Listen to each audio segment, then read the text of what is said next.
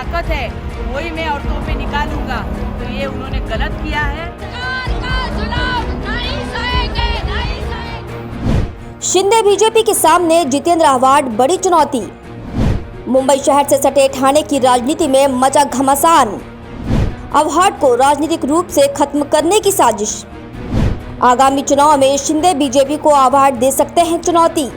क्या है एफआईआर के पीछे की पूरी सियासत? जिस तरह से पिछले कुछ दिनों में जितेंद्र आव्हाड को राजनीतिक स्तर पर निशाना बनाया जा रहा है, उसके चलते आगामी दिनों में ठाणे में बड़े पैमाने पर राजनीतिक उठापटक देखने को मिल सकती है। ठाणे की राजनीति में मुख्यमंत्री एकनाथ शिंदे और जितेंद्र आव्हाड पिछले लंबे समय से केंद्र में रहे हैं। विभिन्न मुद्दों पर ठाणे मनपा में सत्ताधीन शिवसेना और विरोधी पक्ष एनसीपी में टकराव बना रहा है। दोनों पार्टियां एक दूसरे पर आरोप प्रत्यारोप करती रही हैं। राज्य में महाविकास अघाड़ी सरकार बनने पर शिवसेना और एनसीपी भले ही एक साथ सत्ता का सुख भोग रही थी और एकनाथ शिंदे और जितेंद्र आव्हाड एक ही सरकार में जिम्मेदार मंत्री पदों पर थे, लेकिन भीतर ही भीतर मनमुटाव भी चल रहा था। कटुता भले ही ऊपरी तौर पर नजर नहीं आ रही थी, लेकिन ठाणे की राजनीति में ये भीतर खाने समय समय पर दिखाई देता था। अब शिंदे बगावत कर खुद सूबे के मुख्यमंत्री बने तो उनका ठाणे में दबदबा और भारी हो गया। ऐसे में वो ठाणे में राजनीतिक तौर पर कोई मौका नहीं खोना चाहते हैं और अपनी पकड़ को और मजबूत बनाना चाहते हैं।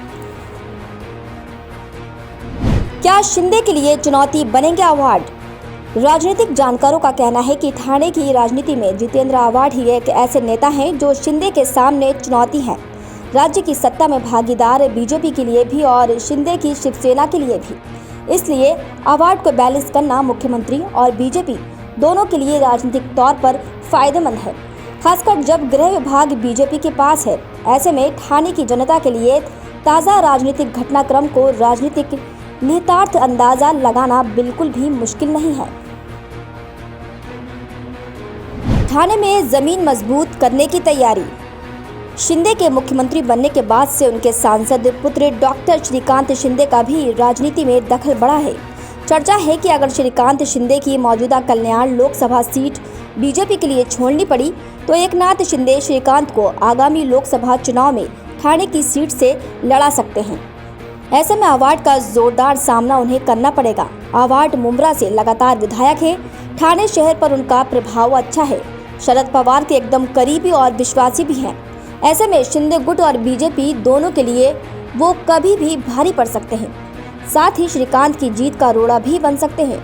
मुंब्रा कौसा में चर्चा है कि इसलिए वर्तमान सरकार आव्हाड को झमेले में फंसाकर उनका राजनीतिक करियर खत्म करना चाहती है। आव्हाड के खिलाफ पिछले कुछ दिन से जिस तरह मामले दर्ज हुए हैं, ये सोची समझी साजिश के तहत है। गैर बीजेपी वोटरों के बीच आव्हाड ही सबसे पसंदीदा और आक्रामक नेता हैं। जाहिर है कि उन्हें रोकने की कोशिश की जा रही है। आव्हाड एक ऐसा नेता है जो कोई भी आंदोलन हो अपनी एक अलग ही छाप छोड़ जाते हैं। उनके खिलाफ फेसबुक पर की गई टिप्पणी के बाद आव्हाड के कार्यालय में इंजीनियर अनंत करमुसे की बेदम पिटाई की घटना का मामला भी बीजेपी सरकार के कार्यकाल में ही दर्ज किया गया था। पिछले दिनों हर हर महादेव फिल्म के शो को आव्हाड ने ही बंद कराया। इसी दौरान कार्यकर्ताओं ने एक दर्शक की पिटाई भी कर दी थी। थिएटर की इस घटना से उन्हें जमानत मिल रही थी कि छेड़छाड़ का मामला दर्ज हो गया। किस तरीके से बेइज्जत किया जाए, किस तरीके से इसकी इज्जत उछाला जाए, वो भी आज उन्होंने किया।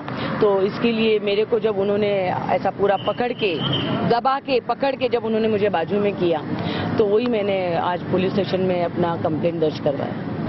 ये आम औरत के साथ हो या खास औरत के साथ हो, इसमें ये डिफरेंस ही नहीं होनी चाहिए कि ये आमदार ने किया है तो इसको कुछ नहीं हुआ। ये नहीं होगा और मुझे यकीन है आज के सरकार पे ऐसा होने नहीं देंगे और इनको जल्द से जल्द पनिशमेंट मिलेगा। असं आहे की मला अजिबात आनंद नाही, कारण का मी कालपासून सांगतोय की 354चा जो गुन्हा आहे तो माझ्या इथे लागलाय आणि आता माझ्या लक्षात येते ती पूर्ण फिल्म बघितल्यानंतर की ती जी स्त्री आहे, भगिनी आहे, ती अशी समोरनं चालत येते आणि त्या तिच्या मनामध्ये हा प्लॅन असावा, कारण का ती जेव्हा मला अशी समोरनं मी असा चालत येतोय आणि ती अशी समोर येते, म्हणजे जर मी तिला बाजूला काढली नसती तर ती पूर्णपणे माझ्या अंगावर पडली असती आणि मग एक मोठा गुन्हा दाखल झाला असता।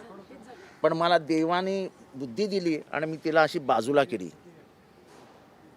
तुम्ही तो व्हिडिओ बघा.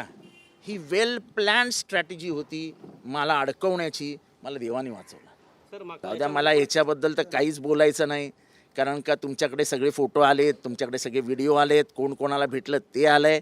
एवढ्या खालच्या पातळीवरती जाऊन जितेंद्र आव्हाडला खतम करून टाकायचा असं राजकारण हे काही योग्य नाही आहे. तुमच्याकडे सगळे व्हिडिओ आलेत, मी कोणाचं नावही घेत नाही आता, पण एवढ्या मोठ्या माणसांनी.